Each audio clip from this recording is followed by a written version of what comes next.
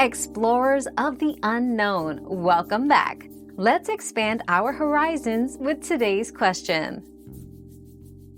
To select a file for a ringtone, first ensure the audio file is in a compatible format, most commonly MP3 or M4R for iPhones.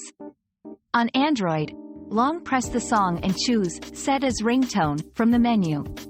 For iPhones, use iTunes or the GarageBand app to transfer and set your custom ringtone. Remember, the song must be trimmed to 30 seconds or less, as that is the maximum length for ringtones on most phones.